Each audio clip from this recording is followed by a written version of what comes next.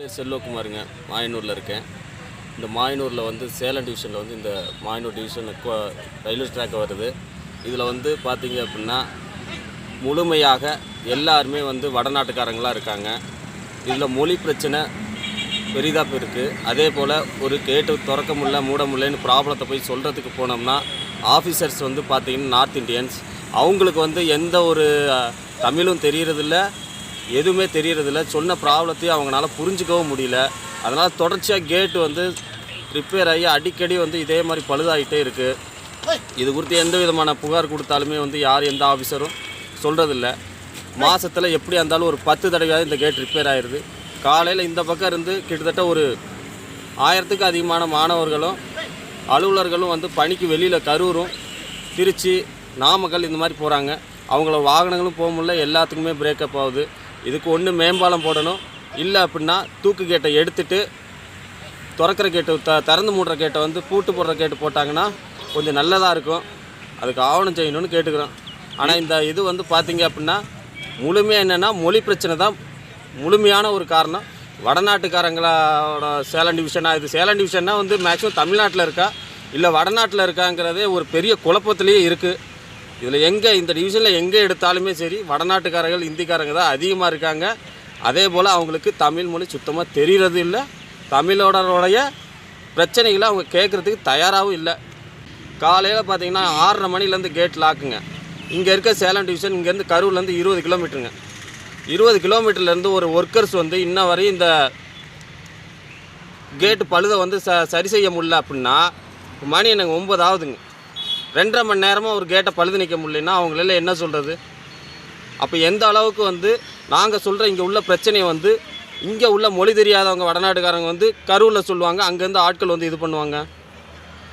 இந்த ப்ராப்ளத்துக்கு ஒரே தீர்வு என்ன அப்படின்னா, ஒன்று மேம்பாலம் அமைக்கணும், இல்லாட்டி இந்த தூக்கு கேட்டை எடுத்துகிட்டு திறந்து மூடுற கேட்டு போட்டால் மட்டும்தான் இதுக்கு வந்து இந்த பிரச்சனைக்கு முற்றுப்புள்ளி வைக்க முடியும்.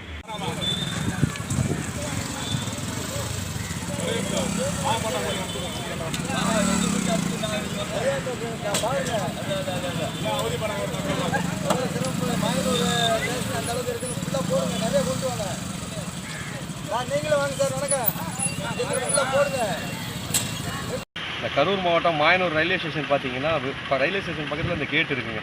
இந்த கேட்டு அடிக்கடி ரிப்பேர் ஆகிறதே தான் வேலையாக இருக்குது. நாங்களும் நிறைய டைம் கம்ப்ளைண்ட் கொடுத்துட்டோம், மனு கொடுத்துட்டோம். அடிக்கடி ஸ்கூல் டைமில் ஆஃபீஸ் டைமில் லாக் ஆகிரும். கேட்டாக்கா திருச்சியிலேருந்து ஆள் வரணுங்கிறாங்க.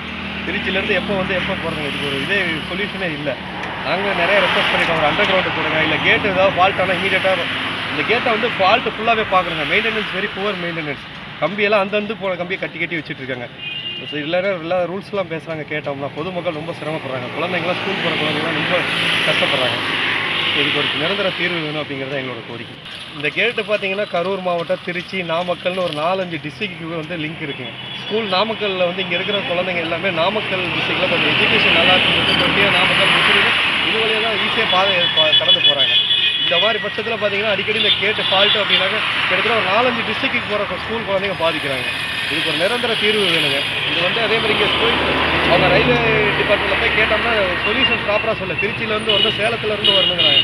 திருச்சியிலே சேலத்து ஃபால்ட் ஆகிற ரயில்வே கேட்டுக்கு திருச்சியில் சேலத்துலேருந்து எப்போ வராங்க? வந்து நிரந்தர தீர்வும் கொடுக்குறது இல்லைங்க. ஒரு நாள் வந்தாங்கன்னா ஏதோ ஒரு இதை பண்ணிட்டு போகிறாங்க. அது 2 நாளில் திருச்சி திரும்ப இதே பிரச்சனை இருக்குது. நைட்டு 10 மணிக்கு ஒரு எமர்ஜென்சி உள்ள ஒரு பிரசவ வலி, ஒரு வயிற்று வலி, ஒரு நெஞ்சு வலினா வெளியில் வர முடியலைங்க. வெளியிலேருந்து உள்ளே போக முடியலைங்க. இது வந்து மக்களுக்கு பொதுவாக எல்லா குழந்தைங்க, பொதுமக்கள், அதே மாதிரி நோயாளிகள் எல்லாருக்குமே இது வந்து சிரமமாக இருக்குங்க. இதுக்கு ஒரு நிரந்தர தீர்வு வேணும்.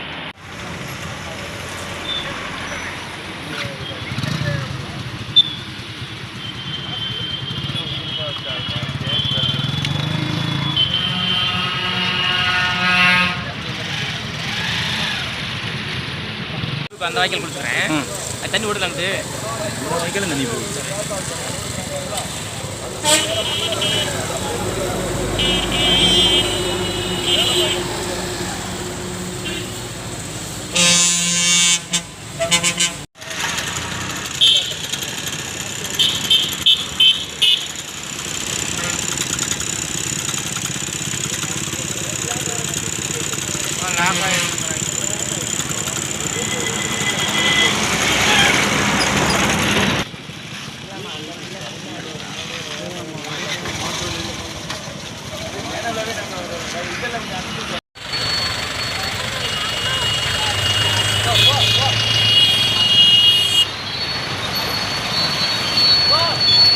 அண்ணே திருப்பி கேட் லாக் ஆயிருண்ணே, திருப்பி கேட் லாக் ஆயிரும், உள்ளே போகாத.